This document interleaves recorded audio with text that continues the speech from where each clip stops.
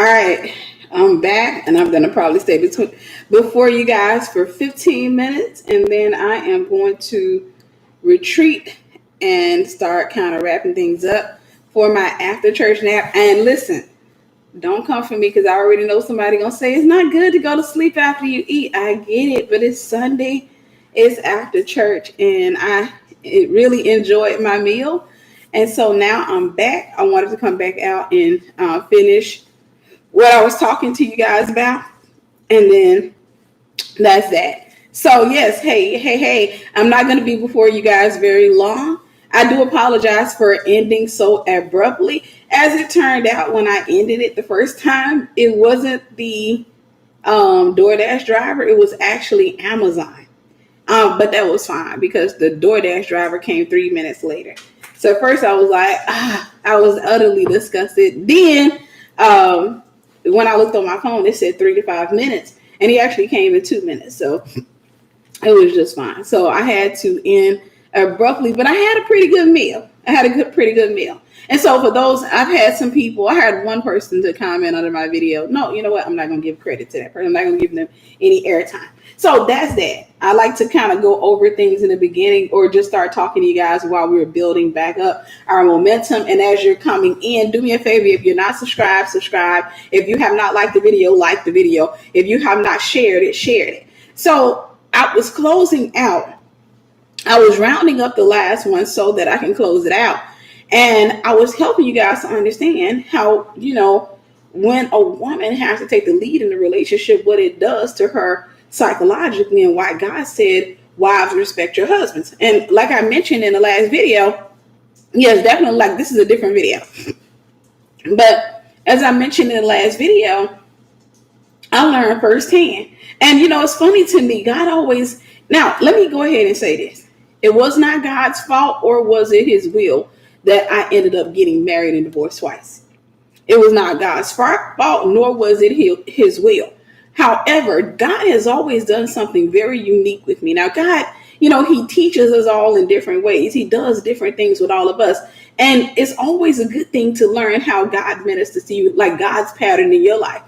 One of the things I've noticed that God likes to do with me is a thing called comparison. And what I mean by that is, I'll give you an example. When and I've shared this story before. When I was working at Walmart, I was still in the world. I wasn't saved at this time. And I had this group of friends, or what have you. I had this one particular girl that was supposed to be my friend.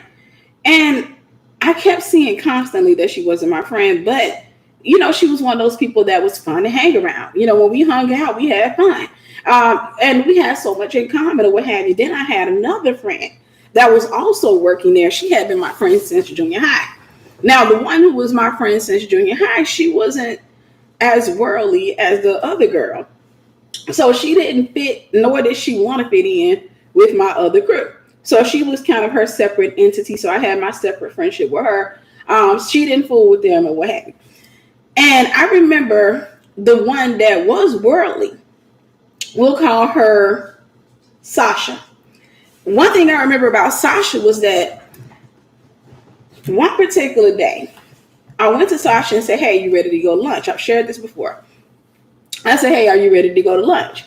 Sasha said, nah. She started giving me this thing about she didn't have any money or what have you. And, we were probably a week away from payday.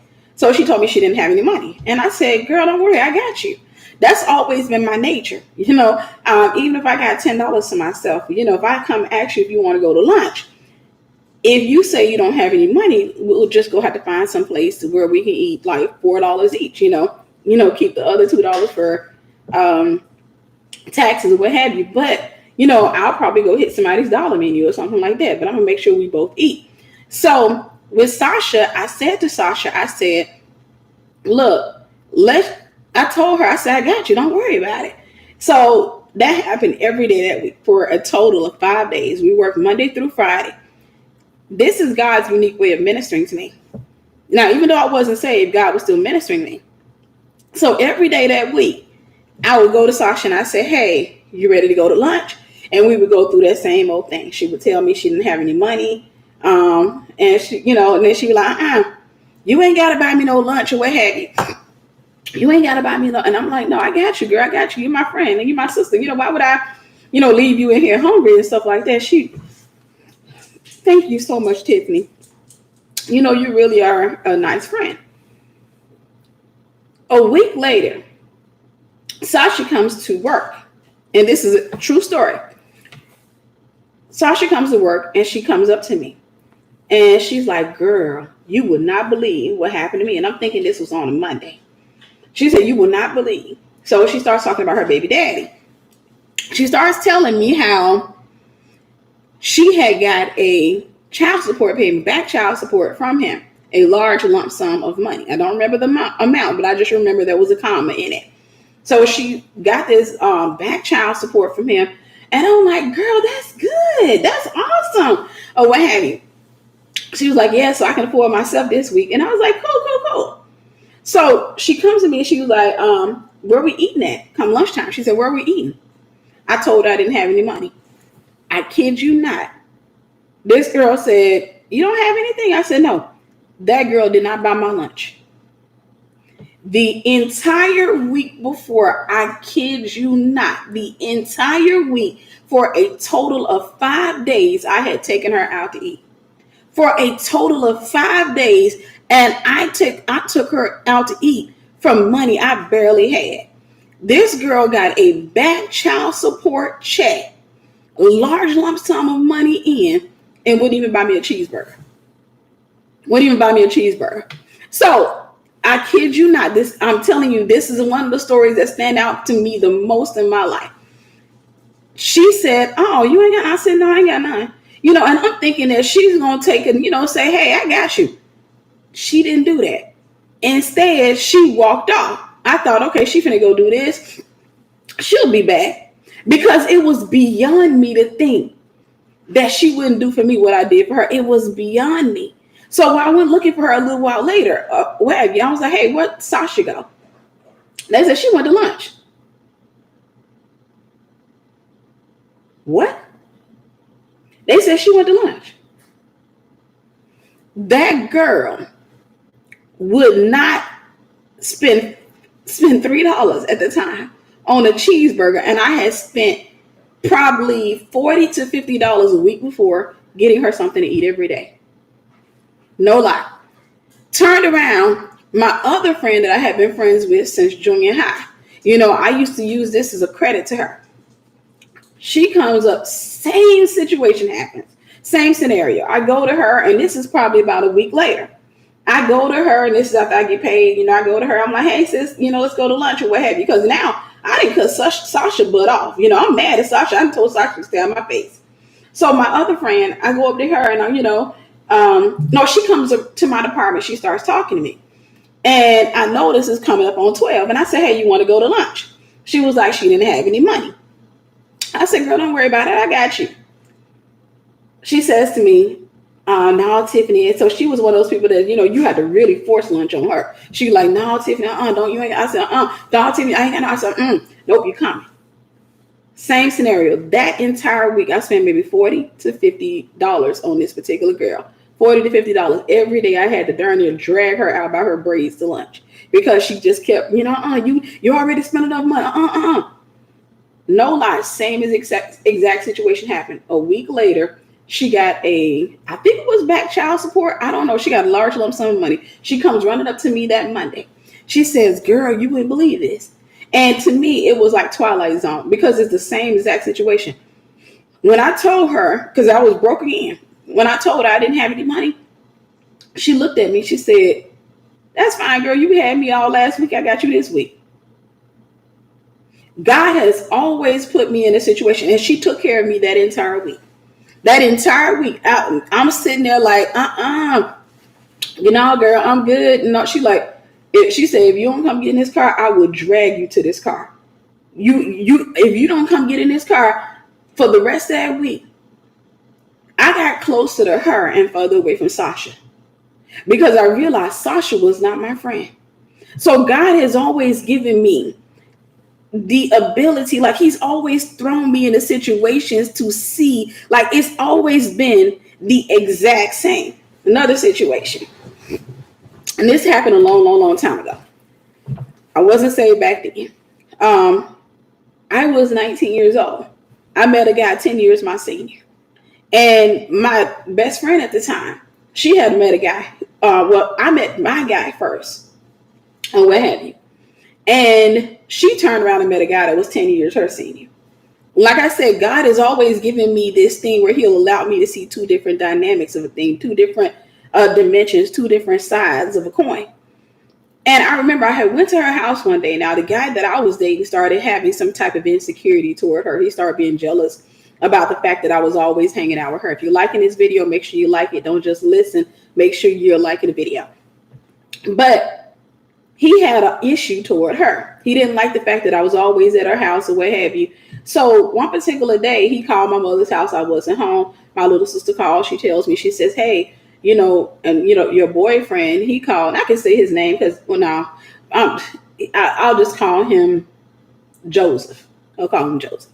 So my sister says, hey, Joseph called here for you. And I said, okay. So I called him back from my friend's house because I was always at her house. I called him back. Joseph starts going off on me. You always with her. You always around her. I'm starting to even question your sexuality. I'm like, what in the heck? Like, no, this is my friend. This is my best friend. What he didn't realize, I was coming from a very dysfunctional home. There was a lot of fighting in my home. And so I would stay at my friend's house for the most part. But he's going off. I'm talking about he's talking to me any type of way. And I told him, I said, and then he said, I'm going to give you a choice. Now, he's still new in my life. He said, I'm going to give you a choice. He said, you're going to have to choose between me and that friend. I said, I've known her, 7 years? I've known you, a month or two?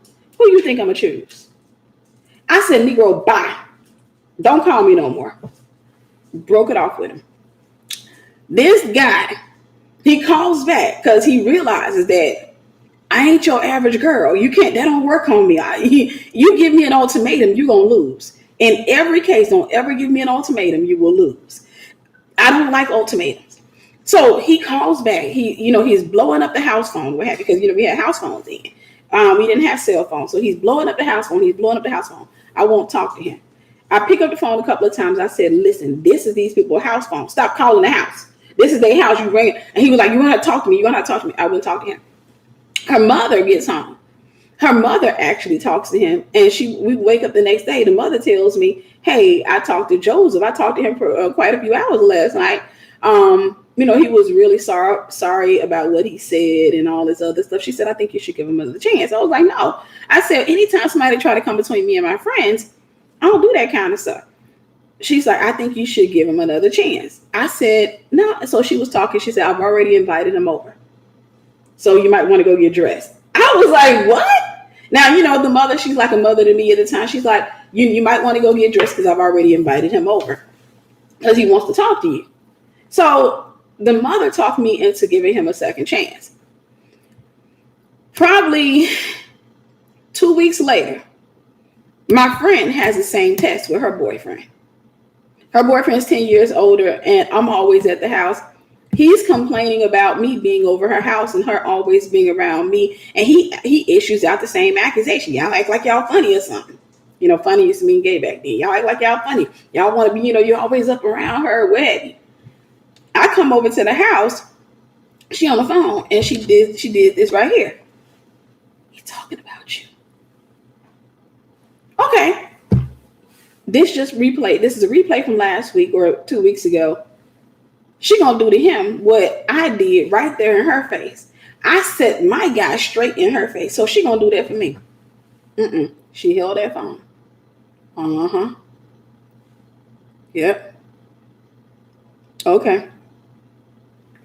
I could not believe my ears. She eventually succumbed and she cut me off with that guy. When I say God has given me a life of seeing the same thing in two different dimensions, I can tell you story upon stories of things that he's done. So I'm saying all that, I round that all up to say this. Even though it was outside of his will, all of those things are outside of it. It was outside of his will for me to go out and get married twice or what have you. It was outside of his will for me to even get married when I got married. It was outside of his will he allowed me to see two different dynamics. I got a chance to see the head of my house, a guy taking the role of a head of a house, and I got a chance to see a guy who refused to take the role of a head of a house. I got a chance to see how the mind of a woman responds, the body of a woman responds. I got a chance, and I know some people will say, "Well, no, that's just you. That doesn't refer to women." No, it actually refers to women, because now that I counsel women, I see the same dynamic. Whenever a man and a woman are married, when a man takes the role of the head of the house, even if he's a jerk, there's something in her that will make her respect him. She might not like him, but she will respect him. When I say respect, I'm not talking about she won't cuss him out. Because if he's doing dishonorable things, she may say dishonorable things, but she won't push her luck with him. She won't push his buttons too far. There is a limit that she won't push him to. There are certain things that she won't do to him because she's afraid of where he'll take it. Because when you're dealing with the head of a household, when you're dealing with somebody who's walking as a leader, the woman, she'll sit there, she'll talk her noise, but I'm gonna tell you right now, she will kind of muzzle herself. She'll hold herself back. She will hold herself back. Why is she holding herself back? Because she fears losing him. She fears crossing the boundary. She fears because she's seen him lead. She's seen him lead. If you're liking this, y'all make sure you engage in the video, like it, what have you. But she's seen him lead. And when a woman sees a man lead, it makes her realize that, hey, if he can lead in the relationship, he can lead himself out of the relationship. So even though if he's a jerk and he's not a good person or what have you, she'll stay in that relationship till she figures it out. But there's something about a lead. So the question again then becomes, should a woman pursue a man? I like the way that Ruth did it. It wasn't that Ruth was pursuing a guy. She was following tradition. She put herself in position, but then she allowed Boaz to come and do what he was supposed to do. She had to know her limitation. She had to know, okay, I can go this far and then I can stop. So I wanted to say that because it is possible for God to position you to be found. Once he decides after he's raised you up to be a wife, it is possible. Thank you, Sister Michelle. It is possible for God to position a woman to be found. What that means is it is possible for God to take you and you live all the way in New York and God tells you to move to Texas and you have no idea why he's having you move to Texas. It is possible for God to position you to be found. But what he'll do is he'll place a limit. If you come across a guy and you just like, God, I know this is my man. I know this. God will stop you. And he'll be like, nope. Wait it out. Because God wants the man to have the habit of leading you. And he wants you to have the habit of following. He wants you to have the habit. Again, I know that we live in another age and another stage where you see a lot of women taking the initiative because, not just men. Women have been wounded. Men have been wounded. A lot of men have been wounded. When you're dealing with rejection, there are a lot of guys who dealt with rejection on a major scale. And rejection can be scary for some people. But the thing about rejection is the doorway to breakthrough. I'm going to say that again, because I don't think some of y'all got it. Rejection is the doorway to breakthrough.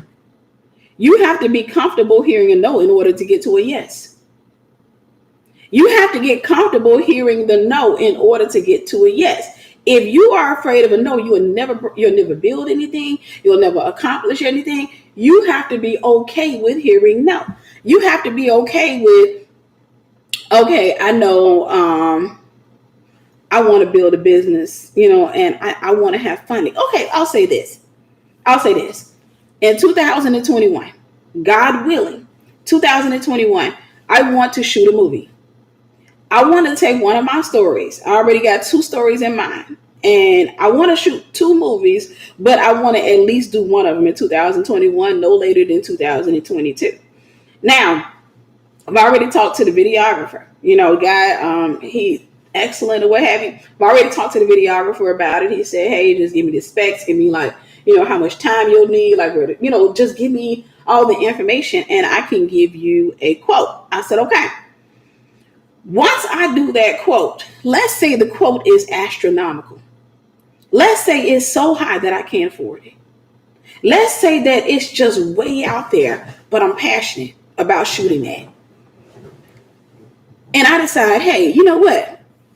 Let me come to YouTube and let me see, or just my email list. Let me send an email out to see if anybody's willing to invest. I'm not asking y'all to invest because that's not here yet. But I'm just saying this is just an example. If I said, hey, in order for me to shoot this movie, let's say, for example, it was $100,000, to shoot the movie. If I said, for example, it's $100,000 and I needed the money, if I needed to get the $100,000 up, let's say I didn't have it. If I decided to go to YouTube and send out emails, I have to deal with the discomfort.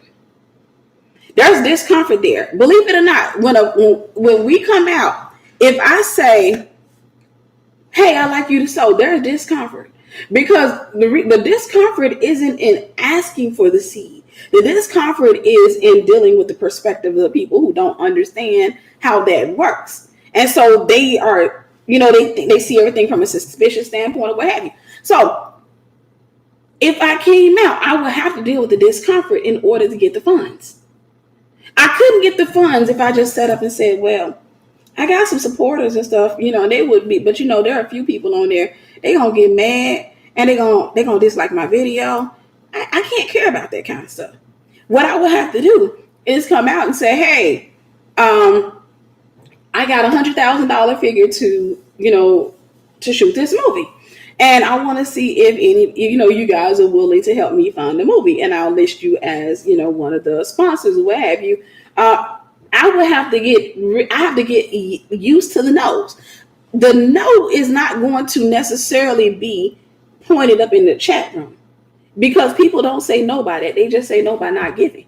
They say no by getting offended. They say no by those type of things. But if I came out and did that, there's a possibility. Hear me when I say, man, hear me. There's a possibility, because this is how God blesses.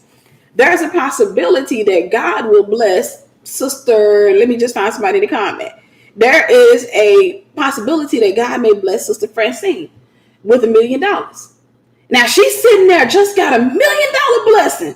And God gave her that $1 million because he's trying to get $100,000 to me. And he knew that he can trust her. He's trying to get the $100,000 to me. But faith without works is dead. They used to say this, closed mouths don't get fed. So if I didn't come out and say anything, if I worried about the folks that's going to get offended, I wouldn't get the funding for the movie. But if I came out and I said, hey, listen, I'm about to shoot this movie. And I talked to the guy, he's saying this, plus the actresses, the props. It wasn't props. All the props we gonna need, plus we gonna have to rent some Airbnbs, plus we gonna have to, and this is true, we're gonna have to travel to Louisiana to shoot some of the scenes for the movies. So in all total, we're looking at $100,000. So if you're willing to give, no amount is too small. If I came out and I said that, majority of people are going to say no by not giving. That's fine. But I have to be willing to deal with the fact that some people are going to get offended. Most people won't, but I have to be willing to get to that. Sister Francine, who just got $1 million, would be logging on, listening to me, and she up in there, she's cooking and, she's hanging clothes. Let's just say she's in her room. She put her phone on. She put it on speakerphone. She tossed her phone onto the bed. She up there singing or what have you, because she happy. She just got $1 million. And then she heard me say $100,000. She said, nah, sis, what's your cash app? I got you because you blessed my life. You have really helped me out in this life. It took me to open my mouth. It took me to get past discomfort. I'm telling you a formula. In business, we learn that. In every aspect of life, you have to be willing to get. If you want to go buy a house, you got to be willing to deal with a few no's. You got to be willing to deal with rejection, them not wanting to fund you, them saying they're giving you a closing cost that's way beyond you. You got to be willing to deal with the no's to get to the yes. If you're afraid of no, you won't go very far. So if a man is afraid of your no, Can you imagine how he would be when it comes to your dream? If he's afraid of your no, could you imagine how weak he'd be when it comes to leading you guys out of a catastrophic situation? If he's afraid of your no, no, test your leadership. If I come into a room with 200 women and I sat back and I said, hey, no, and I said no to something, what have you, and I had a couple of those women said, hey, you know what, I'm going to test, I'm going to, build this and, kind of show her a model. Those are going to be the ones that are going to likely move forward. The ones who get offended,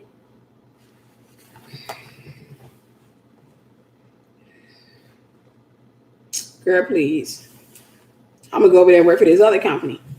They won't go very far because they're led by their emotions. So I'm saying that to say, should a man pursue a woman or should a woman pursue a man? Biblically speaking, and it's not scripture, so it's not sin. I can't make it a sin. I can't make it a law. But what I can say traditionally, and not just traditionally, the way that God set it up, God bought the woman out of the man. The job of the man is to bring the woman back to himself. I'll stop so you can run a lap.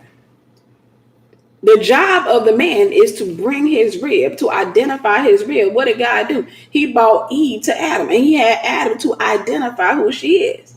He said, this is woman, this is bone of my bones and flesh of my flesh. If he had looked at her and said giraffe, God would have said, okay, baby, going out there in the garden, he ain't ready for you yet. He's not ready for you yet. A man has to know what he wants and what he needs. That's what makes him a husband. When he knows his assignment, when he knows what he's called to do, and what he needs help with. What makes him a boyfriend, on the other hand, is when he'll go with any woman just because she curved right. I want to hit it, but I don't want to scare my dog. Y'all up. Esther Prep University students had me to buy this. They told me that I need to have my little judges thing. So this is, he needs to know what he needs help with before he can get help me. And he has to be willing. He has to be strong enough. He has to be persistent enough to go after his dreams, to go after his healing, to go after his deliverance before he can go after his woman. He has to be strong. He has to be persistent. He can't be led by fear because he can't lead me in fear. Otherwise, I become a mama. And it becomes a very perverted, twisted, weird type of relationship. We're in a relationship and it's like, he's scared to take the lead. Should I touch her? Should I not touch her? I'm laying there in the bed like, Negro, touch me. I mean, a woman will know to go to it. Like, do I got to always be the one initiating something? Do I always got to be the one? He has to be comfortable taking the lead. Like I said, I got a chance to see in comparison how the psyche of a woman shifts whenever there's a man there who takes the lead versus a man who puts the woman in front and says, you do all the hard stuff. Because the ones who say do all the hard stuff, you take the responsibility, you go figure that out. You go deal with that. And they don't typically say it like that. Typically, when you're dealing with a passive guy or passive aggressive guy, a guy who's, not that strong, typically what they'll do is they'll just neglect the area that needs to be attended to until you finally get up and do it. I'll give you an example. We talked about the IRS. Let's say the IRS has been hounding y'all. The IRS is constantly sending letters. Y'all supposed to turn in these tax forms. You're supposed to do this or what have you. He'll just neglect it. You'd be like, are you going to do that? He'll be like, I get to when I can. In other words, you go do it. Either that or we're going to be out of it. So the woman gets to the point where she goes up in there and she starts putting it together. And that becomes a trend in their relationship. Consequently, she loses respect for her husband. And when she loses respect for her husband, her body loses respect for the man. I'm telling y'all a secret. When she loses respect for her husband, her body says, I am now a desert. I don't want him touching me. It's a psychological thing. Her body says, yeah. Her body starts rejecting him. I'll give you this. Right, body would completely shut down, dry up, and everything. It become When I lived in Florida, there's these ducks called Muscovy ducks, and I used to love seeing them or what have you because they're aggressive and they're bold or what have you. But I found out something because I used to see ducks in Florida. You see a lot of duck rapes. Ducks rape each other for the most part if they're not paired up together. So what the behavior I used to see, because I lived in front of a lake, I had an apartment, and I had this sliding glass door window, and I could see on this lake or what have you. And I used to see duck behaviors. I saw the what do you call those ducks? There were the Muscovy ducks, and then there were the why am I drawing a blank? The regular ducks. Why am I drawing a blank? But anyhow, you will see during mating season. Let me see, what kind of ducks are those again?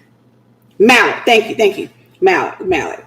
But during mating season, you see, the mallard ducks, they will partner up for the most part. You'll see a male and a female together, and you can tell the difference between the male and the female because the male is colorful. His tail is curled. Now, this is when you live in Florida, you don't have no choice but to do a bunch of research.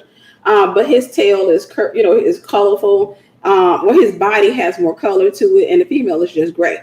And he has a curl to his tail. You will see them pair up, and he will go everywhere with her. He will follow her everywhere, and he'd be with her, protecting her from other ducks. But whenever mating season hit, if a female did not have a partner, it was easy for her to get raped, even gang raped, and many times killed by a bunch of horny ducks who had not partnered up. So males would typically, during mating season, the ones who had not partnered up with a female, they would come into these gangs. It would be like a gang of guys or what have you.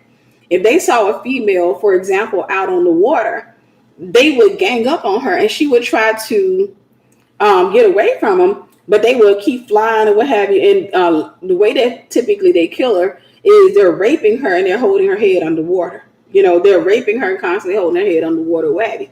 So in Florida, you can see all of that crazy type of behavior. But mallard ducks you didn't see so much as mallard duck getting killed that much because the female mallards were able to get away. For the most part, they're able, because they were lightweight, so they can fly very good. But when you're dealing with Muscovy ducks, they can't fly that well. So what would typically happen with the Muscovy duck is that the female, because they're relatively heavy, whenever it was the same thing, if she had not paired up, it was easy for her to end up getting raped, but she wouldn't get gang raped for the most part because Muscovy ducks typically, they can travel in groups, but for the most part, a mature male, you will see him off by himself in many cases, but he will still go rape the female or attempt to rape the female. But I remember, I used to do my daily walk, and you would see the male attempting to rape a female, and she would fight him, but then she got to a point where she was just like, whatever. And he'd be struggling. And I went and I did research on it. Just weird. But I found out that the female Muscovy duck is able to take her vagina and twist it so that the man cannot enter her. See, what she was doing was rejecting him because instinctually, the animalistic nature is to reject a weak male. Animalistic nature is to reject a weak male. The reason, and it's not just with ducks, it's with most animals, is to reject a weak male. The reason for that is survival, because a weak male produces weak children. A weak male produces weak children. And as a mode or a means of survival, the female Muscovy duck had evolved so much that she was able to twist her vagina out of place to keep the man from copulating with her, to keep the male duck from copulating and having babies with her, because it was a survival thing. They were trying to produce. That thing is still in us. When I say us, I'm talking about humans. We still have an animalistic nature, and that is, it is normal for a woman to want the alpha male. It is normal for women to want the alpha male. An alpha male tendency is approaching a female. An alpha male tendency is leading a female. It is a natural thing for a woman's mind and her body to respond to an alpha male. And when we say alpha male, that means a man who takes charge. A man that even if he don't know where he going, he gonna look and act like he know where he going. And of course he has to be humble enough to take leadership. But it is nature, the way that God designed nature. A lot of animals in the wild, they will fight off, females in the wild, they will fight off a weak male. And that's because they don't want to produce weak children, because weak children produce more, and weak children are more likely to get devoured or what have you. They're not trying to breed weak children. The survival mindset is to breed strength. So if you ever wondered why, as a woman, you find yourself attracted, like you sitting there, you're like, I'm trying to like this guy, but I'm trying. But it's just something about him. The possibility, he is a nice guy. He is nice. It is a possibility that he may show signs of weakness. And if he shows signs of weakness, you're going to struggle between he's a nice guy, but why don't I like him?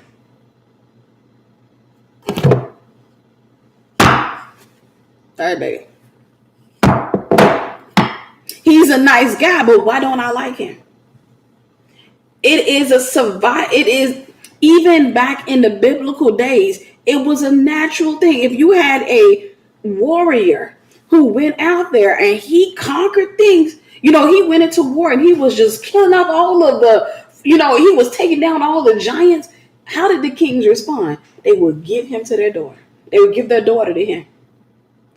Self-preservation, preservation of of the human race, preservation of a particular type of animal. When David defeated Goliath, Saul's response was, let me give you my daughter. When Moses went over and he saved Jethro's daughters, Jethro said, hey, let me give you my daughter. When men traditionally saw another strong man, because the men were protecting the daughters.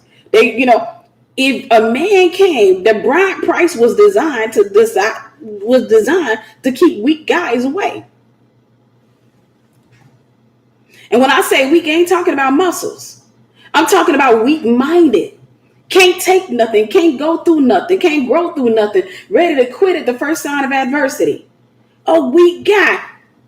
The father figure, traditionally and biblically, would feed out or weed out those type of guys away from his daughter. You want my daughter?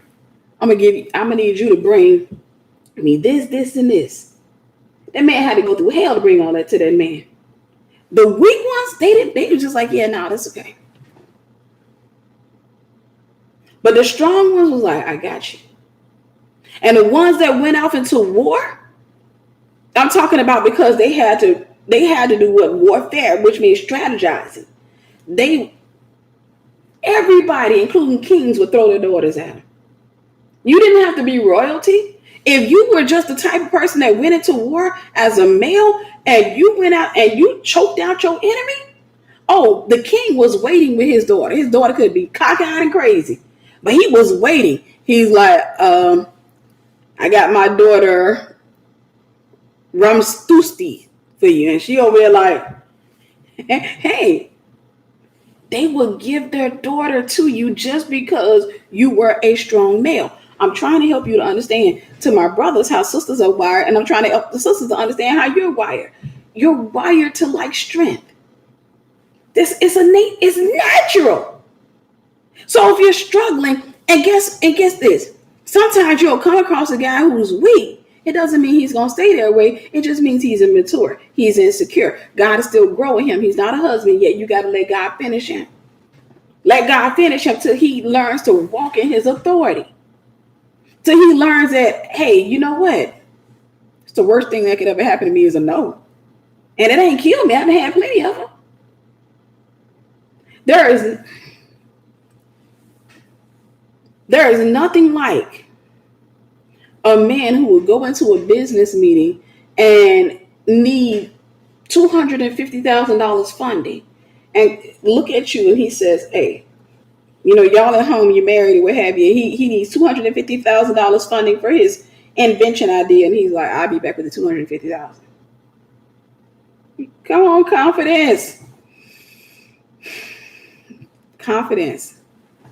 Because what he's saying is that I'm not going to relent. I'm not going to be intimidated by a no. I'm not going to be pushed back by a no. I'm going to pursue. So I'm saying that to say that's the reason that women we have the natural thing where the man pursues the woman. He has to pursue her. And as he's pursuing her, what it does is it increases his appreciation of her. It increases his appreciation of her. God designed it where we naturally like strength, because guess what? He's an almighty God. We're not attracted to weakness. Now, granted, your husband is going to have areas that he's weak in. That's how God designed it. God designed relationships, whereas if you're my friend, if you and I were cool, you're probably going to be strong in the area that I'm weak. And I have to humble myself to say, hey, sis, I've been going through this lately. And you say, sis, you know what? That's my strength, girl. That's my area. Girl, I got you. And what have you?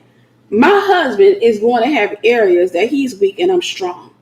My thing is to not lose respect, but to understand that this is the wisdom of God in action. This is the wisdom of God in action, which means that I cover him in that area. I don't expose his weakness to others, and I be his strength in that area because I'm his rib.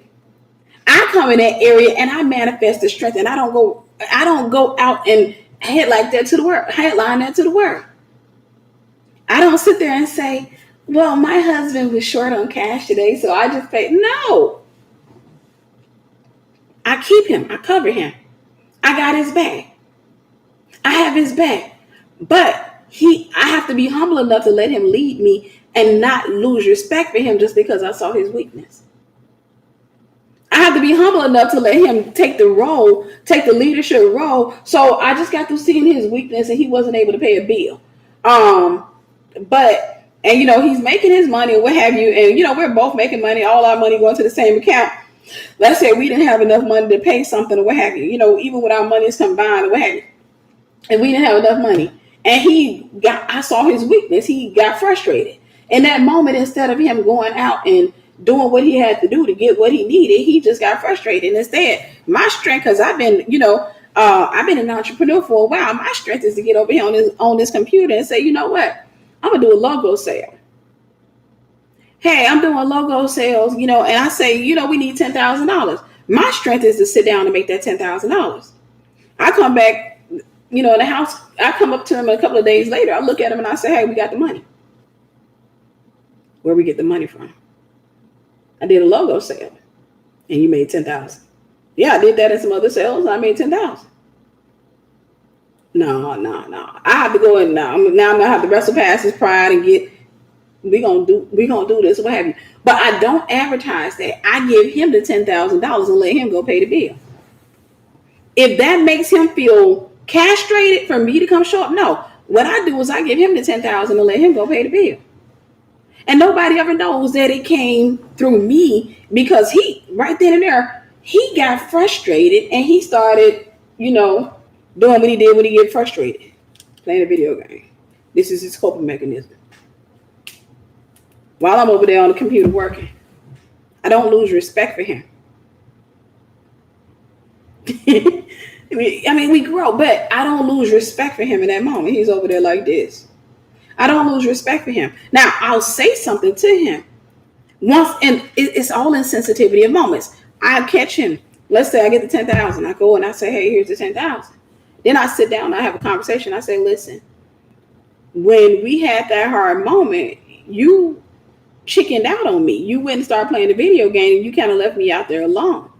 And the Bible says, husbands, love your wives as you love yourself. You kind of left me out there, so you were not demonstrating that.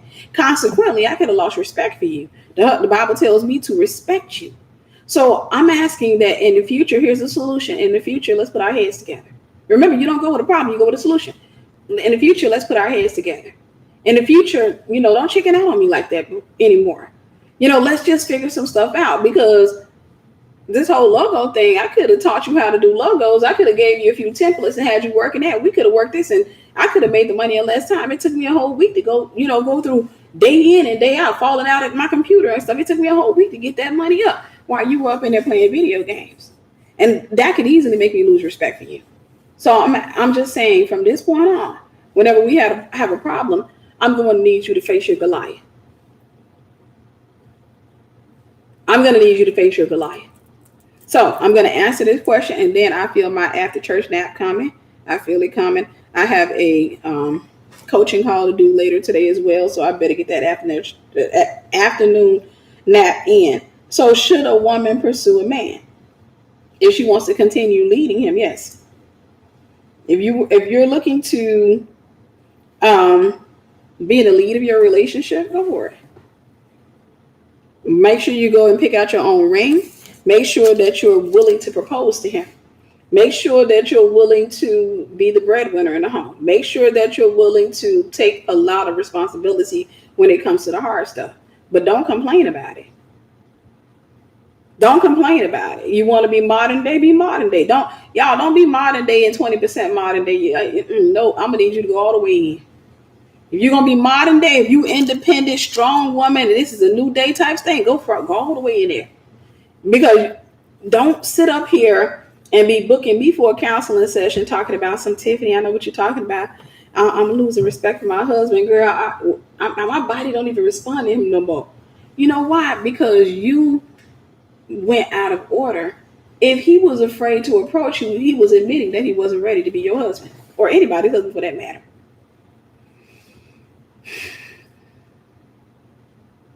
If he was afraid to approach you, he was still a boyfriend. He wasn't a husband yet. He wasn't ready.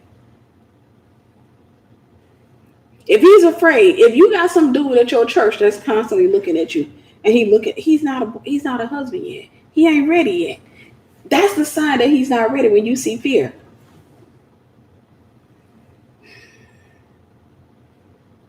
when you see fear of a female, fear of rejection, and he sit across your church, and you know he like you, he just keep on.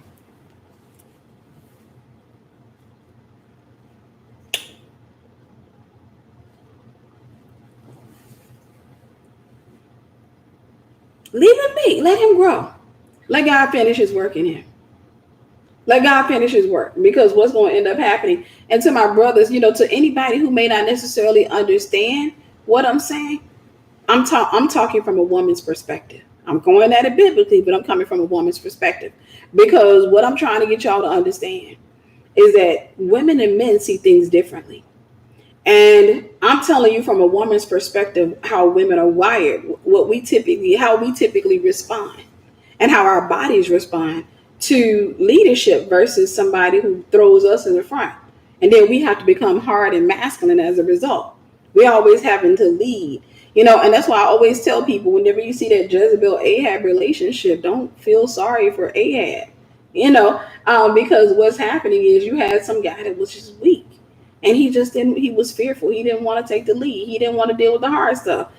He threw his female at the front. He threw his female at all of his issues. He let her, take the motherly role. Consequently, she didn't have a covering. He wasn't covering her. She ended up getting bound by a demon. So now she's walking around and she's harboring a lot of bitterness toward him. And he likes it. You dealing with Ahab, they get turned on. He don't like being castrated, but he like being, he don't mind. He'll just let her cut his ping off just so he don't have to deal with the frustrations of life. Ebenezer, get in here. Yes, dear. I don't feel sorry for that guy anymore. I think they both need healing and deliverance. But I no longer look at him as a victim. Knowing what I know about the Jezebel spirit, I no longer look at him as a victim. I look at him as somebody who is hiding behind his wife. If you don't want to become that person, and you don't want to end up in a relationship where you end up hardcore, now you sit around walking around your house and, I got to feed the kids, beat the kids. I got to go here. I got to do this. I got to do this. I got to do that. And then Ebenezer up in the bed wearing lingerie, feeling on his nipples and stuff, talking about some, oh, darling, you don't get your punk stuff out this bed. And then you find yourself a lot of women find themselves in situations like that because they weren't willing to wait and let God lead them to becoming a wife, grow them up into becoming a wife, and they weren't willing to allow God to let the man get mature enough to pursue them. So what they did, they went find, because you're gonna find people who say, "Hey, it's okay for the female to approach the man," not knowing how women are wired. Women are not wired that way. I'm 43 years old and I'm telling you, women are not wired that way. You tell females that and you setting them up. You will have a whole lot of suicidal crime females up in child support court because they went pursuing a guy. No, but if you, like I said, if you ask a married man, it's amazing to me. It's amazing to me. Married men typically give the same advice as women. And it's not that they've been pumped. They've just been around a woman long enough to know that, yeah, that's not how women are. That's not how women are. You can't tell a female to go out there and start pursuing a guy. Because if she goes out there pursuing him, she's going to invest.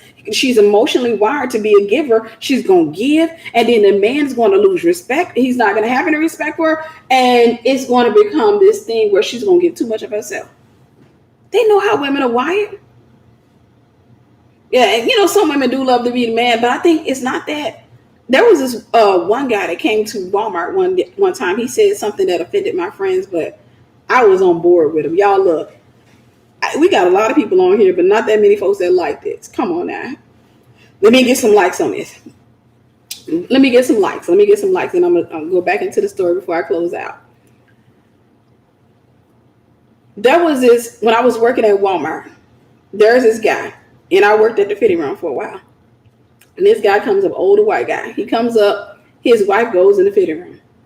And me and my friends were standing out there. And he said something. He was nice to his wife, but he was clearly alpha male. And he said, every woman wants a man to take control. Every woman wants a man to lead her. He said, I don't care what any woman says. Every woman wants that. He said, I don't care how butch she is. They used to use the word dyke back then. He said, every woman wants that. He said, it's the way God designed a woman. My friends, they started, I said, you ain't lying. We actually do want it. But half of them are just afraid of it. Because they have had guys to take authority roles and abuse those roles in their lives. Their father figures walked out on them. They've had some stuff that happened to them. But every female genuinely wants somebody that she can trust to take the lead. Can I say this? If a woman comes across a guy, I had to let my camera get back. If a woman comes across a guy that leads her, and he married, I'm talking about they get married, he leads. He's confident in his leadership even when he's not confident, because he has a relationship with God. He takes the alpha role male. Sister girl will come out of menopause to have babies by him. Baby girl will pop out babies left and right. There is something about the leadership in.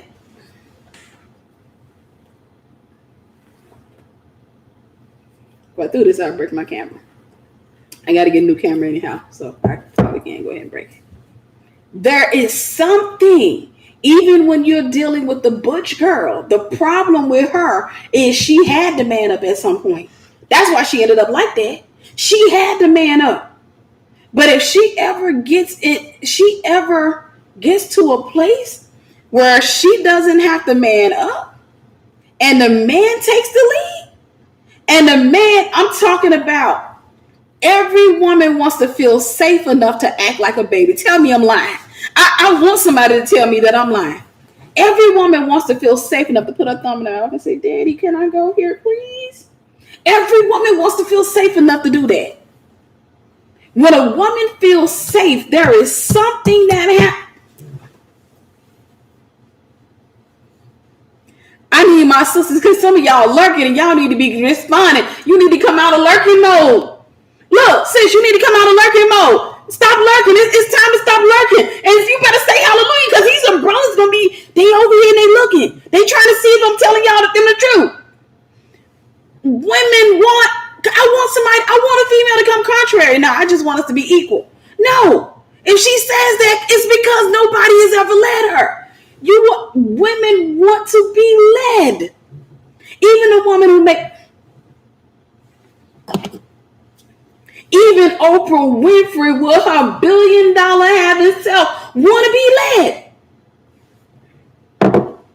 Every woman, God wired us that way, wants to feel safe.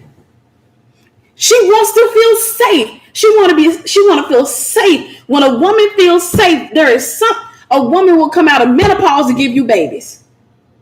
I'm telling you, her body will start producing estrogen all over again if she's in menopause. Her body will come. I'm telling you, her body will come out of retirement.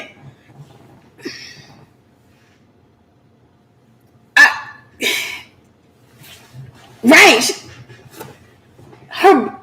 I'm telling you, we got sisters on here lurking that should be saying something. You lurking, but you need to be talking. There is something about a man who takes authority and control that makes us want to say, you could. A brother like that he's dangerous. That man, you can be at your best friend wedding. You can be the maid of honor or the matron of honor you marry at your best friend wedding. And you have a husband that take the lead and he's standing up there, with the other guys, and he does this right here. You will take your best friend off and meet that dude in the bathroom. I'm sorry, sis. I'm sorry. When the dude did that, I'm sorry. I'm sorry. It's just something about that. The way he did that. It's something about that. I'm sorry, sis. This dude, he takes authority. He walks in it, and not only does he walk in it, he makes me feel safe in it. Because if he abuses it, I lose trust.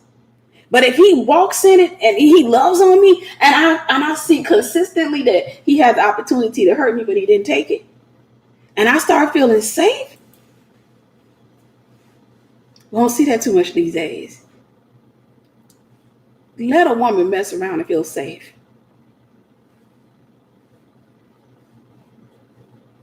Right, she will fall in place naturally as a woman. That's the way God designed. She will fall into place. I'm telling you, she will soften up. Her body will respond. Everything in her. This woman will pop out twins and triplets. This woman will be like, listen, how many babies you want? What do you want? It is the nature of a woman. Hey, Brother Corbin, love you. It is the nature of a woman. She will have 250 babies for the dude. Be walking around the house. They'd be like, you pregnant again? Mind your business. Mind your business. Because it is natural for us to submit. It is unnatural for a woman to not submit. It is unnatural for a woman to not submit. Can somebody please tell me that I'm lying? Can somebody please tell me that I'm lying? Because if you can tell me that I'm lying, I'm telling you, I want to do deliverance with you, and we'll see if I'm lying.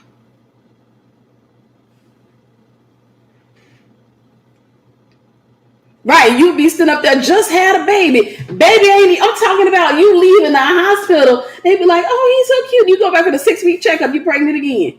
They be like, it's been like that for a long time. He keep taking authority. He keep. I had a baby moment. I was just whining. He was like, get up over there. Like I told you, we're going to do this. Oh, what have you? And I feel safe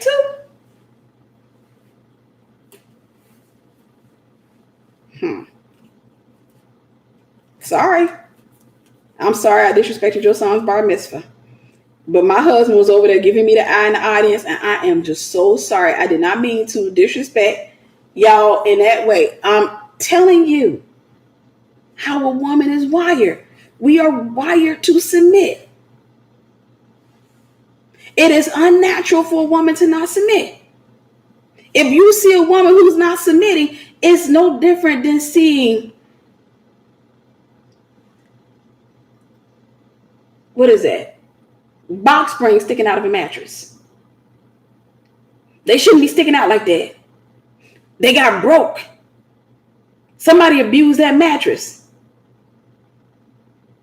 You see a woman who don't want to submit, that ain't a woman you want to marry. That one got broke. Now she's fixable, but you ain't gonna fix it. The Holy Spirit got to get up. And a woman who does not submit is like a box spring mattress. The box spring is sitting all out. Right, 12 kids in the shoebox. She would have babies for you left and right. The women of old felt safe. Why? That's the reason they used to pop those babies out like that. Let a woman mess around and feel safe. Let a woman mess around and feel safe. A woman, y'all, a woman's body is naturally designed to not only please her husband, but to send that man to heaven. When I say to send him to heaven, he would never want to look at another woman. If she feels safe, right, and unfortunately, Sister Tanisha, a lot of women have that testimony. A lot of women have that testimony. But that's why God wants to heal and deliver you. And then he wants to hide you so that a husband can find you. Then he'll teach you how to feel safe. Now, the husband doesn't teach you. God takes you through a process. And God will give you leaders after his own heart. And then you allow you to submit to other leaders. And as you are mastering submission, God starts getting your husband ready. I'm about to go on y'all because I'm telling you, it's too many folks. Look, y'all been lurking. But I'm telling you, these sisters, y'all better come out and say something. Because like I said, you're going to have the brothers that's going to come in and they going to look. And I'm trying to tell you, if you want your husband to be educated, we got to stop sitting up here following all these. Oh, I can't say that. No, say the truth so they know what you need. Woman wants a man who takes the lead. A woman wants a husband who knows what he's doing, who's not afraid to pursue her, who's not afraid of rejection. He comes home and he says, hey, they rejected my invention idea again. That's all right, baby, keep going. Because you know what? We know that if he keeps pushing, at some point, bro man gonna come in the house and he gonna be like, pack your bags. Pack my bags for what? They just signed a deal on my invention. What? They just signed a deal on my invention.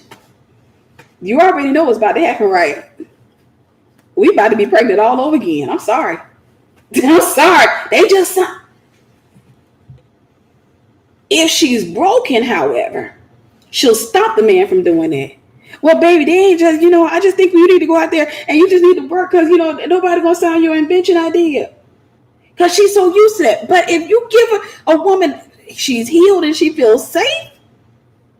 She healed and she feels safe. She's healed and she feels safe. She's healed and she...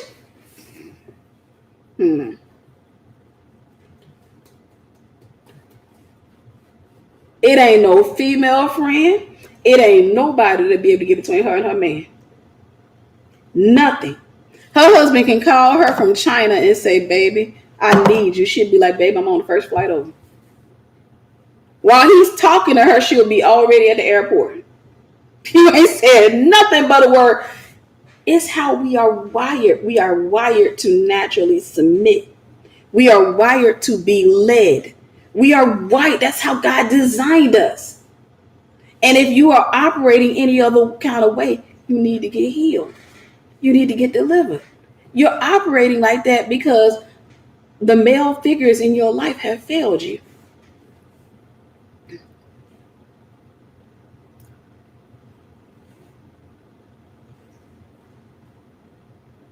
Dated a girl who hated the idea of me doing good and she doesn't have anything going for her goal-wise. She kept arguing with me whenever I tried telling her about my goals or job. Oh yeah, that's a broken one.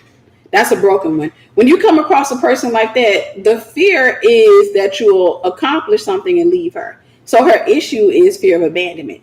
It's going to be 9 times out of 10 the Jezebel spirit, but also the fear of abandonment. When you come across a broken female, she thinks that if you become successful, then that's going to avail you to a different type of woman, and consequently, you'll leave her. And those type of people, they're not ready. They make terrible wives. You don't ever marry somebody like that. Ever. That woman there would put your life in danger. A leader who you submit to can be a woman or a man. True, true, true. You need to just practice submission. And I'll be honest with you, some women need to practice submitting to a guy because they've been hurt by men. They've been hurt by their father. And it's not to say they can't have a female pastor. They can, but they need to have some male mentors as well. And when I say male mentors, I'm talking about probably in a group setting because they've never been, because of how they see men. And so their perspective of men has to be shifted. It has to be changed. Otherwise, they get in a relationship, and while they can submit to a woman, they won't submit to a man. People get married, and typically what they do when you see a relationship like that is the female will sit there and she'll have another female, like a leader out there that's leading her, but she won't listen to her husband. And so she'll argue with her husband, and in order for her husband to reach her, he has to reach out to her leader, which is Jezebel within itself. So she has to practice submitting to a man. I'm gonna get these couple of questions, and then I'm gonna go because I got an after church nap that's calling me, and a whole call I gotta do. Is that why younger ladies like older men? Yes. The leadership aspect, my dad was never a leader. Yes. A lot of women have never really been led, but it is natural for a woman to want somebody to lead her. But if you look at on both ends of the spectrum, sometimes it's a daddy issue, the lack of a father. And so it's almost like she's bringing her daddy home by, getting into a relationship with him. So in some cases, it's rejection. The rejection of a father. She never had a leader in her life. She never had a father figure. And she'll get married to somebody that's older than her. But that relationship, because it's perverted, because it's twisted, not because they are not because of the age difference, but because of how, the reason she got in the relationship, typically it won't work. It causes a whole lot of fighting. Because the way she's looking at him as a father figure. And because he's a father figure, she's not going to be sexually attracted to him. And because he's a father figure, chances are she'll want the security of having him at home, but she'll still go out there and date younger men. But then again, there are some women who just like older men because of the leadership aspect. Women typically mature faster than men do. And so there are some women who are younger who like older men just because they are they have their stuff together a little bit more in some cases. Let me see.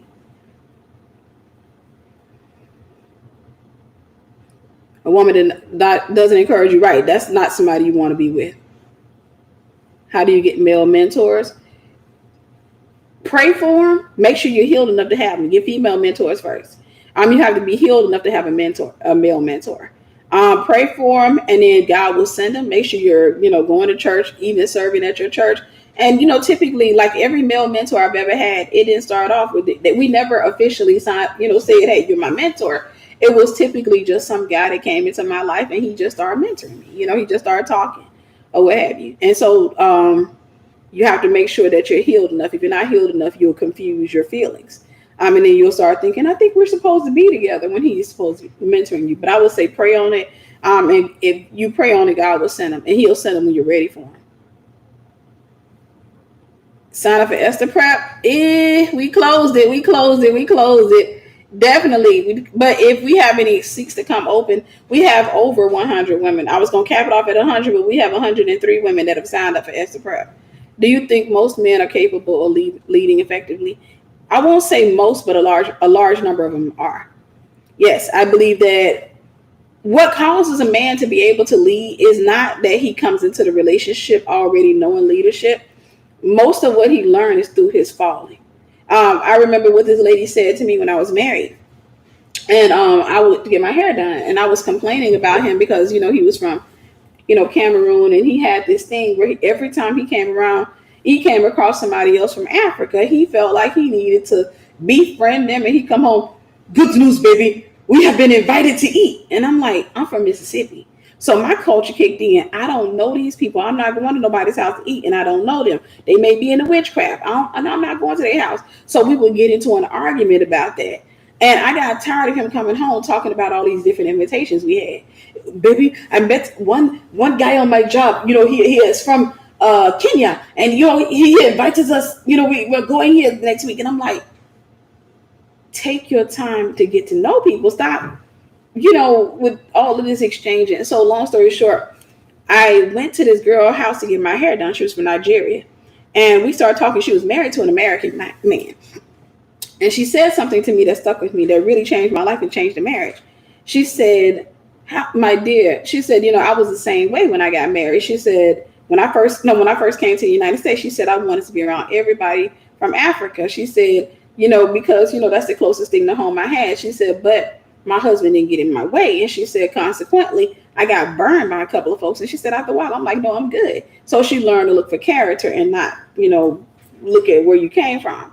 And she said, my dear, how do you expect him to learn to stand if you never allow him to fall? He can never respect his stand if he doesn't, know what it feels like to fall. You have to let him become a man. And that changed my life. I had to learn to get out of his way. So when your husband comes into your life, he's not 100% ready. When your husband comes in and he marries you, he's not going to be the best husband in the world. What the strength of the mistress, the reason the mistress wants the man is because when the man came in, he had to make a lot of his mistakes on you. So when he comes in, he makes a lot of mistakes where, he may not pay this bill on time, or he may do this and this, he makes his mistakes. But as time goes on, he grows because he falls. The way that God wired him kicks in, he realizes that I'm not just falling anymore, where it's hurting me, but it's hurting my wife. And if he has children, it's hurting my kids. This teaches him to grow up and mature. He goes from being, and I hate to say this number, but I'm just going to say it anyhow. He goes from being at 50% to being at 80%, right? After a few years, he goes to 80%. The mistress cannot handle, when you're dealing with a mistress, that's a weak woman. That she can't handle a man at 50%. She wants somebody, she pretty like this. She can't cook. She wants something that's already prepared and frozen. She just want to come collect it. She want the work you put in. She don't want to wait for you. She doesn't want to wait and learn on her own. She wants the work that you put in. She wants you to go out here. You get on his case about him not opening the door. Because when you first get married, that may be an issue. He get out the car and he just walking up. You like, I ain't know we were, Muslim or nothing like that. No, you better learn how to open a door. Come on, act like the husband.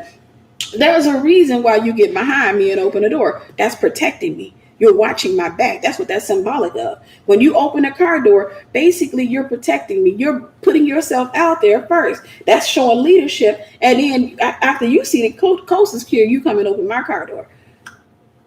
When people get married, typically they start doing those type of things. Some guys don't do that. They do that during the courtship, but they have to do it religiously during the marriage. Mistresses, they can't handle that. They can't handle the 50%. They don't know how to handle that. They need a guy at 100%. Or they need a guy at 80%. So that's the reason they go after the married guy, is because you put in the work already. So now he already knows automatically to open the door. He already knows automatically, to do this. And, he knows automatically, he even knows automatically, how to please a wife as opposed to trying to please a girlfriend. But yes, men, most of them, but they're going to make mistakes. And you have to respect the mistakes. You have to sit back and cover them in the area where they make a mistake or what have you. So it may be a bad business deal. You like, babe, the Bible calls wisdom her for a reason. Because what God was trying to convey is that he stores wisdom. He hides wisdom in women. Let me tell you why. God hides wisdom in women because man is the head of the house. So in order for a man to access wisdom, many times what he has to do is lower himself, humble himself to access the wisdom. Because if he knows he has this power, he knows I'm the head of the house, but you're lower than me, and she's giving him advice. If he's not ready yet, he won't lower himself to get the advice from her. Instead, he'll feel like I'm the alpha male. I got to prove myself, and he'll go out there and make a lot of mistakes. He has to fall. Eventually, he starts to realize that, in many cases, the answer is right there in my home. She got the answer in her mouth. And so sometimes a woman has to sit there with the answer in her mouth and be yelling it, and the man like, no, we ain't doing it. And you like, and God will tell you, I'm going to tell you, God will tell you to shut up. You be sitting up there like, I told this man, all we got to do is this. And he like, no, I'm going to go get a second job. We ain't got to go get a second job. All we got to do, we don't need Netflix. Let's kill this. Let's kill that. We rather watch TV. Let's do this. Let's do that. And God will tell you, he'll say, shut up. God will tell you, be quiet. And it's frustrating because you have to sit there and like, God's like, be quiet, respect him. Respect him. And the reason God is saying that is because he's about to go from 50% to 60%. Behind that, he's going to go from 50% to 60%. So behind that, what he's going to do is he'll go out there, he'll do all these things, he'll fail, he get frustrated, and then eventually he humbles himself. He'll be like, all right, we'll just do when you say, all right, let's just do what you said. And then when you do it and it works, he's looking like, but in that moment, you have to be wise. You cannot rub his nose in it. You can't say, I told you so. You can't say, see if you listen to me. You got to say, it's okay, babe. That teaches him to trust you. I often share this story, and I'm going to come real quick. But this guy who, he sort of mentored me back in 2009 when I was living in Germany. But actually, before I moved to Germany and while I was living in Germany, he was an older guy, wealthy guy. And he has his own TV show, the whole nine. I was on the phone with him, and what he did was, I'm trying to see, we worked together. He promoted one of my books, my first book, on his TV show. And I remember while I was talking to him on the phone, he was an older guy, what have you. He told me, he said, Tiffany, when me and my wife first got married, he said, I was prideful and bullheaded. He said, I felt like I'm the head of the home. She can't tell me nothing. He said that his wife started warning him about some stuff. Like he said, he said his wife started warning him about some females. And he like, no, he felt like she was trying to control him, all that. He said, you want to know what? He said, my wife never argued with me about that. He said, she told me, watch out for this female, baby. She ain't no good, baby. Watch out for this. Watch out. He said, but Tiffany, she never forced it upon me. She just told me and she left it alone. He said, I got mad. I even got my keys one day, left the house. He said, I was mad. I felt like she was trying to control me. He said, I was adamant to prove I'm the man of this house. He said, she didn't say it. He said, Tiffany, everything she said came to pass. Every female she warned me about, he said, did exactly what she told me that woman was going to do. He said every last one of them. And I don't know what happened, but I'm taking that he got caught up in some type of foolish scandal and stuff like that. He said the whole time we going through it, not one time did my wife tell me, I told you so. He said not one time did she try to make me feel even worse than I already felt. He said not one time. He said, you know what she did? She took her position as a wife, and he said she stood by my side and she helped me fight. He said that's why I love her to this day. He said they've been married 30 years, and he said, Tiffany, we do not argue. He said we don't argue. They had it was 3-story home, it was 2-story home, but it had a basement, fully finished basement. And he said his wife pretty much, the first level, he said that's pretty much hers. The middle level, he said that they're teenage daughters. And he had the whole first level to himself. He created a mastermind of a studio down there. I'm talking about millions of dollars of equipment down there. He's able to make money freely. His wife was able to make money. He said, they come together in the house, but they all got their, own spots or what have you. He said, we've been married for 30 years. He said, Tiffany, we don't fight. He said, we don't argue, nothing. He said, let me tell you why. He said, this is what these young girls need to know. He said, no matter what, if my wife told me something and I wouldn't listen, he said, she did not argue with me. He said, she just got out of my way. And he said, whenever I would fall face down in that mess, he said, she would pick me back up. He said, not one time when she said, I told you. And he said, I trust her with my life. When I tell you that ministered to me, because we be the first one, because we think we teaching them a lesson. See that I tried to tell you. That's why. And look at you now. But you're causing distrust. You're birthing distrust. But yes, to answer your question, they can lead, but you have to let them fall. And that doesn't mean that they fall in sexual immorality or anything like that. It just means that they're going to fail. And they learn from failing. If you are there to gird them back up, they become strong, powerful. They already are strong, but they become even stronger when they have their help meet.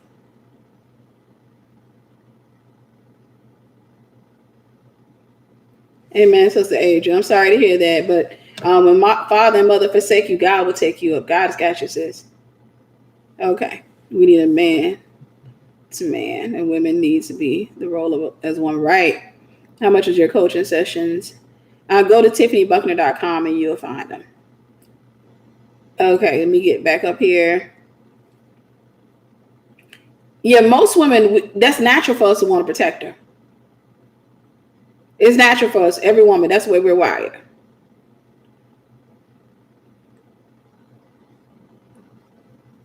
What do you do when a person is always reminding you of what they did for you? Stop allowing them to do stuff for you, one, and pay them back for what they did. If somebody if somebody gives me a gift and then they're reminding me of that gift, then it's not a gift, it's bait. I'm giving it back. I'm giving it back. They're gonna get it back. And I'll tell them, say, hey, I love you and I respect you, but I don't want you to do anything else for me. That's the way you do that.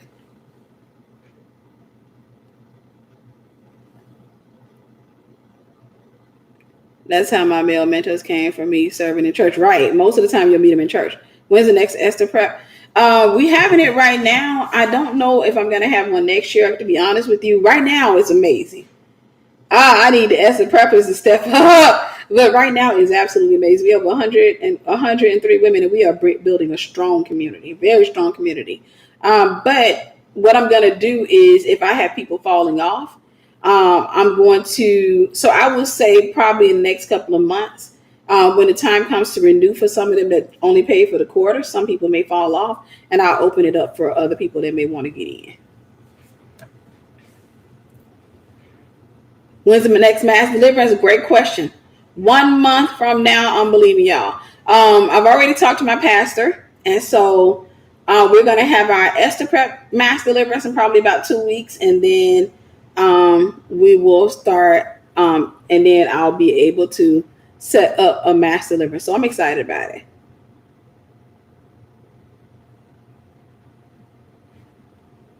How do you know if God has sent you a mentor? Pray about it.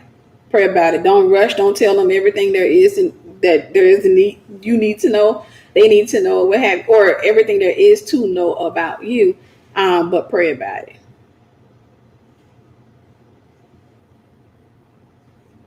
All right. What if you don't connect with anyone at your church and you don't like the pastor's wife? What if you have social anxiety? That sounds like the issue could be you. And the thing about it is, you have to ask yourself, why don't I like the people at my church? And why don't I like the pastor's wife? What is it that I want? Like, what is my opinion of them? And you will find the root of your issue in the answer. It could be an expectation. Chances are it's an expectation that you have, an unrealistic expectation at that. You may be feeling like they should be embracing you more, or they should be doing this. And it's all in wiring too. I think a lot of people lack relational intelligence, meaning they don't understand how to have relationships with people who are different than themselves.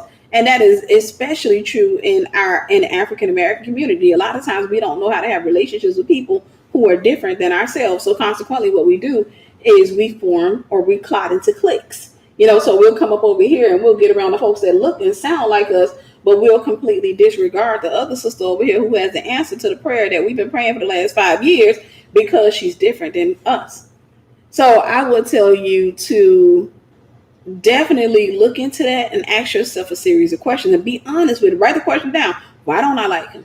What is my perception of them? What is my expectation of them? And I would say definitely you can probably even get counseling.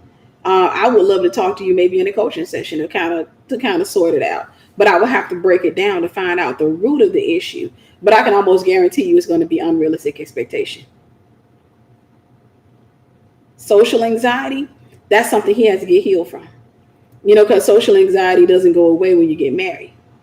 And so you may have to do some things socially that will advance your family. And if you can't do those things because of fear, because social anxiety is just extreme fear. If you can't do those things, then your wife will have to take the role or what have you. And let's just say you're called, your major money market is people.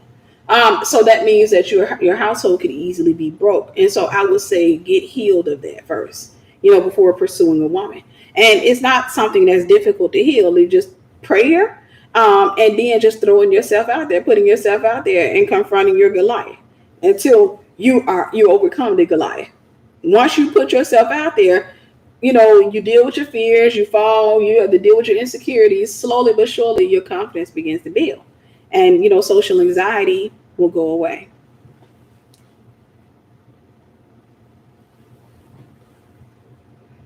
Is it a sign of a woman's immaturity if a man not opening the door for her a deal breaker? Huh? Is it a sign of a woman's immaturity if a woman is not opening the door for her a deal breaker? It could be, but I don't think it is. I think that it's all an expectation. Like if I go out on a date with a guy and he doesn't open doors for me, that is going to kind of be a red flag, especially considering that we're new. So I would probably be looking like, I remember going on a date with a guy. My brother had tried to hook me up with some years ago, and he didn't open the door. And I sat in that car like, because I was used to guys opening the door. And I'm just like, and I was in Mississippi, so that was unheard of. I'm just like, okay. So I wouldn't say it would be a deal breaker in the beginning, but I would want to get to the root of it. I would want to know what's up with that.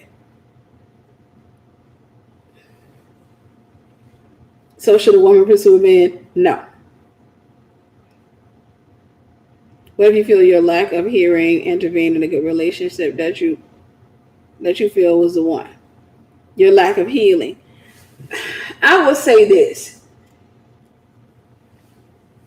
Just because the person, you were the one who destroyed the relationship doesn't mean he was the one. If you were broken and a man was attracted to you in that state, that is a strong indicator that he was not the one. But the fact that you're the one that destroyed the relationship or you feel at fault is the reason that you feel like he's the one. Typically, if you come across a narcissistic male, for example, the thing, if he wants to exit the relationship, but he doesn't want to completely get rid of you because he wants to be able to come back whenever he wants to, one of his first things to do is to make you feel a level of guilt, to make you feel responsible for the end of the relationship. Because when a woman feels like she's responsible for the end of the relationship, she starts to romanticize everything. She starts thinking, oh my God, I messed up the best thing that ever happened to me. He was the one and I destroyed it. And so she feels guilty. She won't move on. And then if she does move on, she moves on with the perspective of, okay, yeah, I'm dating this guy right now. But if Tyrone comes back, oh, Bubba is out the door. I don't want Bubba anymore. Bubba's just going to be gone. That's what Tyrone wanted. Tyrone wanted to secure her. He wanted to secure her as a concubine, to get her part, because that's all a concubine is. When those kings in the biblical days were married, when they had all those concubines, half of those concubines didn't see the king but one time. When I'm talking about intimately, after that, the king forgot all about them. But they had to stay in the concubines' chambers. They couldn't go anywhere. If he happened to remember them, or he saw them out on the yard or something like that, it was then that he say to his eunuch, "I want her. That's one of mine." Yeah, you had her like 3 years ago. Okay, I want her in my chambers tonight. No different than what a lot of guys do today. You just become a concubine. So there are some guys that will park you in the VIP section of guilt and make you feel like it's your fault that the relationship didn't work. Why? That way, should they be womanless or bored, they can come back and have fun with you for a while. My goal is to grow women out of the concubine mindset and to help you to think and reason as a wife and to not to think as a concubine. And so if you were broken and a man was in your life, chances are he wasn't the right one. You weren't the right one and he wasn't the right one. So don't think that just because you did something and that destroyed the relationship and he was innocent or seemingly innocent, that means that he was the one. It doesn't mean that he was the one. It doesn't mean that he was the one. So be free of that.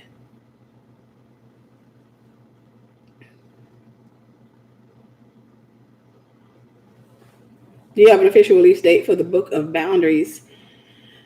I don't. But I will make this commitment. I am going to release it in November. I'm about to release another book. I just hired somebody to do the cover. I typically do my own covers, but I hired somebody to do the cover today. It should be ready in 2 days.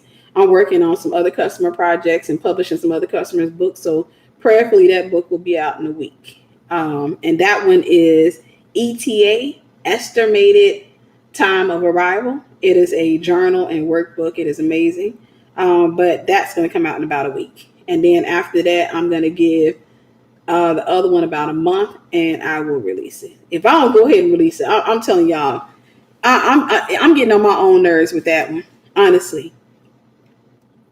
Okay, guys, no more questions up because I'm not going to be able to go through because I'm coming back up and let's see here. Let me find. All right, let's lock it down with the questions that's always up there, already up there, but no more after. Let me see. No more after Christine. Christine is the last question that I'm going to do. And then after that, I'm not doing any more questions.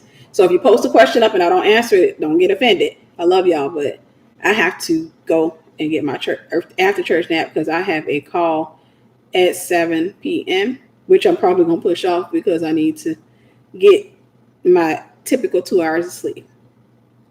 All right, let me find where I was. Okay, I've answered that one.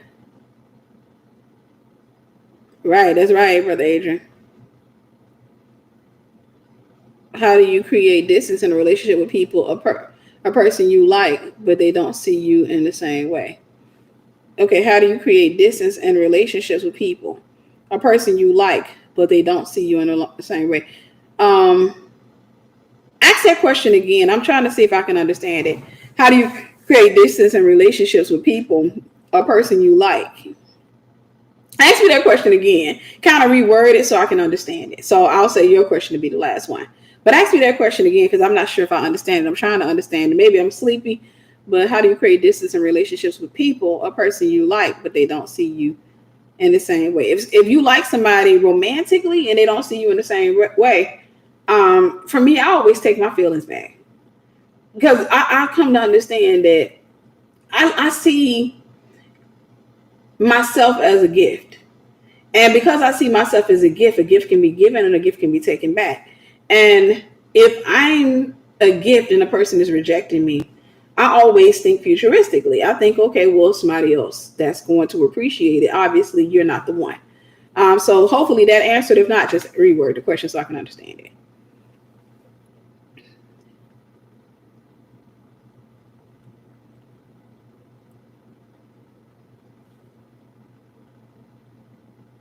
She's a watchman over her home. Amen. What can men in general do better so that women will stop going to other women for relationships? Well, it's nothing that men are doing that's sending women to relationships with other women. Most of the time when you see women having relationships with other women, that comes from maybe being raped or molested as children. The majority of it is anytime you see sexual immorality, there's a stem in sexual immorality. The stem is usually not rooted in like a romantic relationship. Most of the times is rooted in, like for me, I've got a chance to see a generation grow. I've got a chance to see like some of the people that I was friends with that were very sexually perverted, and their children grow up and their children are very twisted. And so it's usually a generational issue. And of course, if the mother's sexually perverted, her soul is already twisted. Then she's going to get with a sexually perverted man. All the same, she's going to expose her children to perversion. Consequently, the child ends up exposed early to some stuff. And the girl may be heterosexual. I mean, we're all heterosexual, but some people just get broken along the way. But what ends up happening is at some point, maybe she gets molested. Or maybe she has to take the role of a father figure in her home because her father's not there and her mother is weak-minded. Her mother is, out here doing it. And so she can take the role. And consequently, what she ends up doing is she starts, growing more and more masculine. And so it's hard for her to even understand the whole concept. So she becomes the father that she needed. Let's say that. She becomes everything that she needed. Instead of waiting on somebody to come along, she becomes that. Or some people are just born with that, issue with that. It's an unclean spirit, but it has to be cast out. So when it comes to relationships, it's never like if a man dumps a woman and a woman says, I'm tired of men, I'm going to be gay. That didn't happen because of the guy. He just triggered what was already there. He didn't put that spirit in her. He triggered it.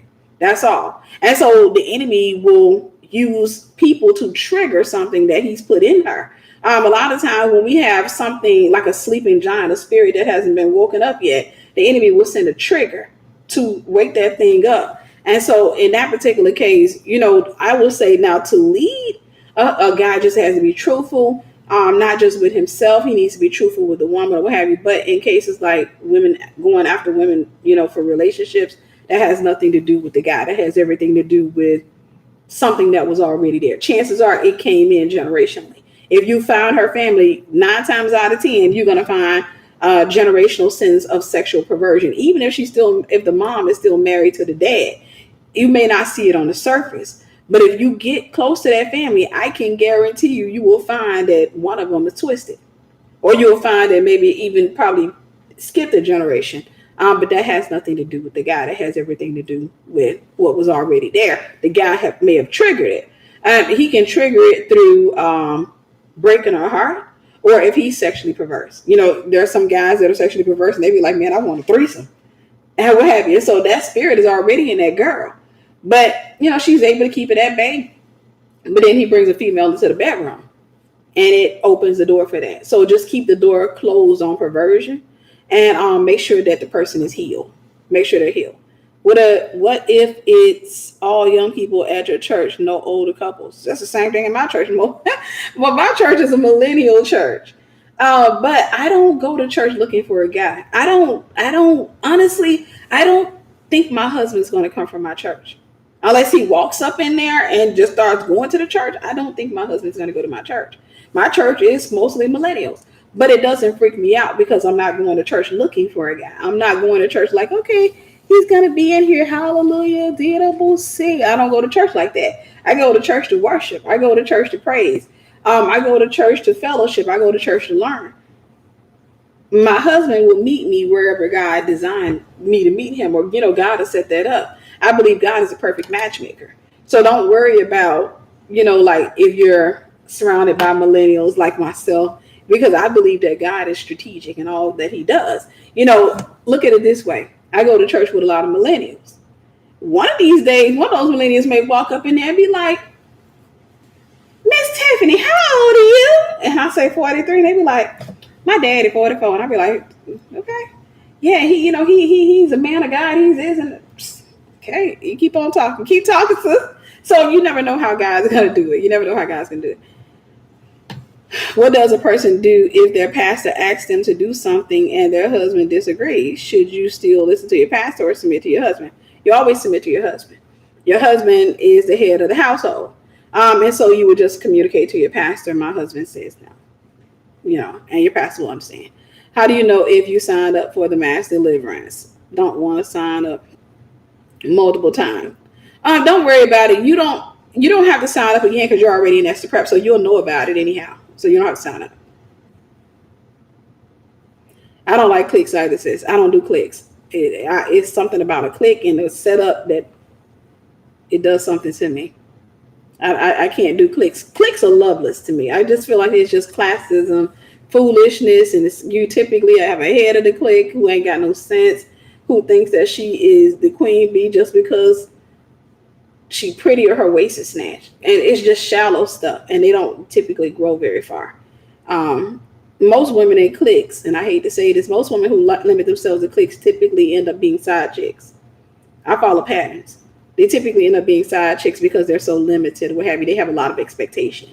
And so they think that, okay, I'm pretty, so that means that, life is going to be good for me. And I'm going to, no, you can secure the guy, you can get the relationship, but, doesn't mean you're going to go to marriage. What if it's all young people at church? I would answer that one. I would love for you to do a teaching for women who are single with a child with disability and dating. Most definitely. Remind me of that, and I definitely will, sis.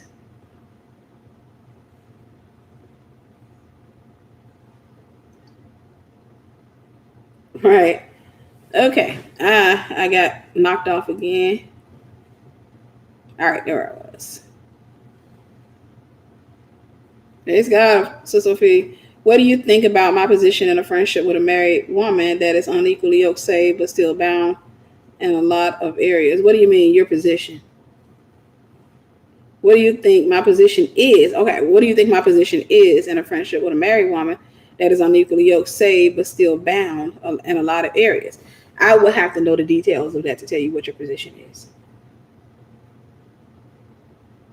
Right, the men talking about they the pride. I don't understand it. I don't understand it. I don't understand it. A man can, he's a reward too. He's a prize. Well, not neither is a reward or a prize. But I don't get it. I don't get it. I don't get it. When I see male panels and guys be like, ha ha ha, this is what a woman has to do to get me. I'd be like, okay, Jesus, I'm gonna need you to come back soon because it's getting real out here. You should get paid $1 billion for your words of wisdom. Thank you, thank you, thank you. 1 billion. Speak it. Hallelujah. Listen, you give me $1 billion, y'all gonna see movies coming out galore. All types of stuff. All right. I'm getting ready to close. Looks like, man, where them guys at? Open the car door. They're out there. They're out there. You just have to wait. I believe this. Just like God hides godly women, he hides godly men. I believe that with my whole heart. He hides godly men right in plain sight. Meaning they can be sitting right next to you and you won't see them. So he hides them, but he lets them come out and find you. God hides godly men, just like he hides godly women. So they're out there. The most common guys you're going to see are just random guys, and they just want, they looking at every female. Hey, how you doing? But when you're dealing with somebody who's uncommon, typically he's probably not going to get your attention too fast. But he's hidden. And a lot of times we don't see him until he gets in a relationship. And we see how much of a blessing he is to the girl. Then we'd be just like, dude, I sat next to you like 3 years and I ain't never noticed you. Like, where were you? And that's because he was hidden. He was hidden. Okay. When am I doing another Esther prep? In a couple of months, my thing is, if some of the students drop off, even now, if any of the students drop off, then I'll allow somebody to come in and take a seat. So give it about, we just started in September, so they'll have to renew again. Let's see, September, October, November. I think they have to renew again in December. So look at December. All right. I love y'all. It's time for me to get my after church nap. I'm talk to y'all later. All right. Bye-bye.